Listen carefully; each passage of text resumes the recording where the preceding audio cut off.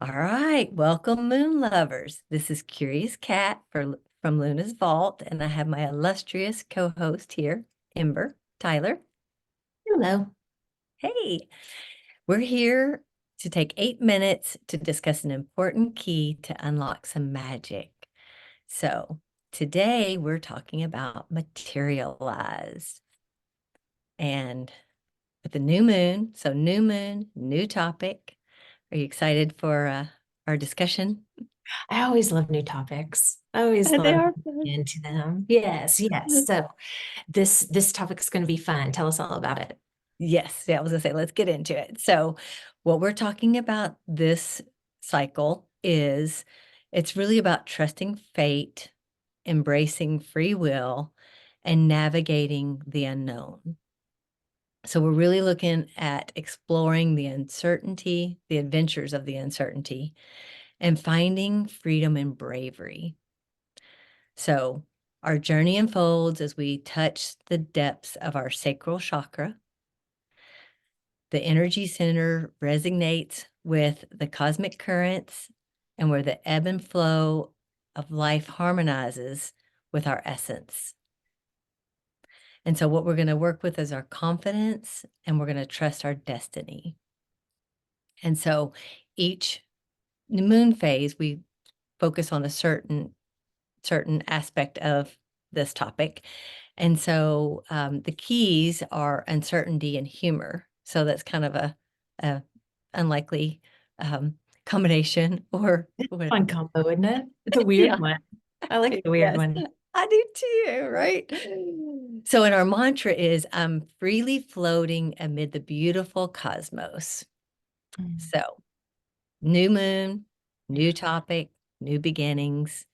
And what we are exploring for the new moon is choosing fear or freedom. And so I have my question for you. Are you ready for it?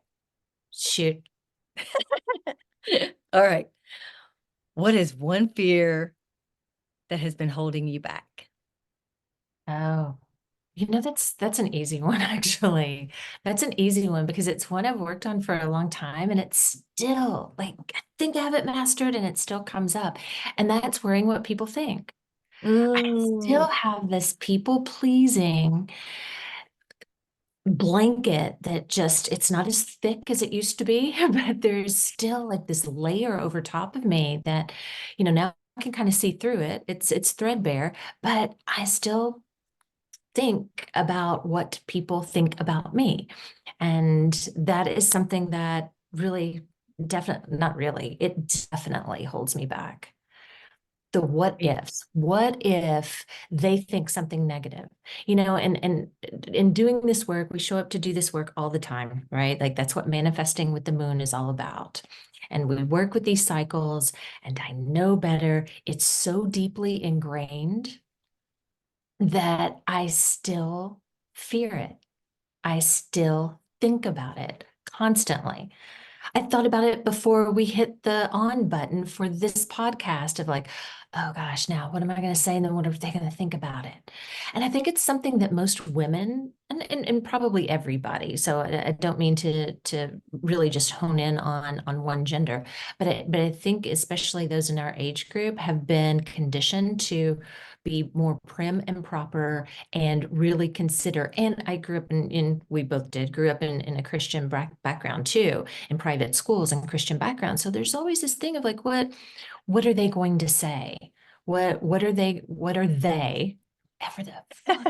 Who's they? What are they going to say if I do this?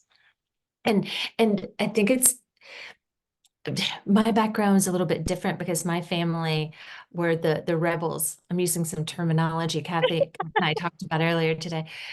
We're kind of rebels compared to the other people, the other parents in my school and in my surroundings and my environment.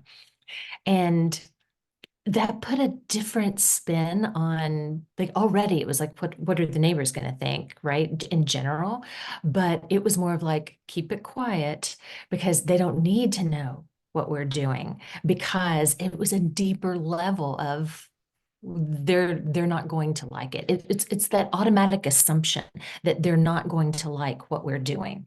So keep it quiet.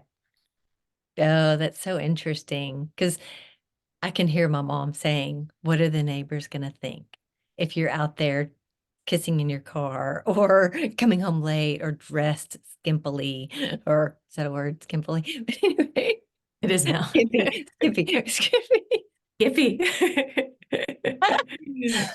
What are the neighbors going to think? What are they going to think? And exactly. And now I think a lot of it is going back to seeing how women are the options that are available to women as we mature. Mm. So, and with computer generated photos and different things like that, Photoshop, it's like, what's real anymore? And how can we be more real? And why is it that we're letting this old construct of fear hold us back?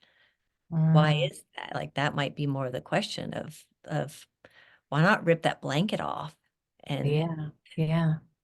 And expose you it? know, and it is nice, like I said, it is threadbare. I can see through it now, where I Yeah. couldn't a long time ago. But it is interesting. And like the along with the neighbors, right? So what are the Mhm. neighbors gonna think? When I was growing up, it was even more of like, well, what are the grandparents gonna think? What are the cousins gonna think? Like the internal unit, like I couldn't tell them stuff, right? Because it was, hippie shit going on.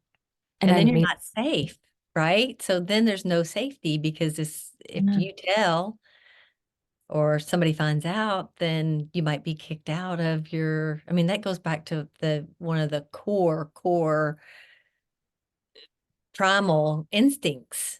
how to fit in, right? Yes. How to fit in, but then unable to be truly authentic because I couldn't express and talk about not everything that I wanted to talk about, not things personal, right? Like I could find other things and I'm really good at it. I find other things, let's gymnastics or animals or whatever. Like I can find other things to connect with and go down those rabbit holes and have really good relationships in things that we shared, adventures that we shared, but still couldn't had a barrier of like don't get too close and don't ask about me.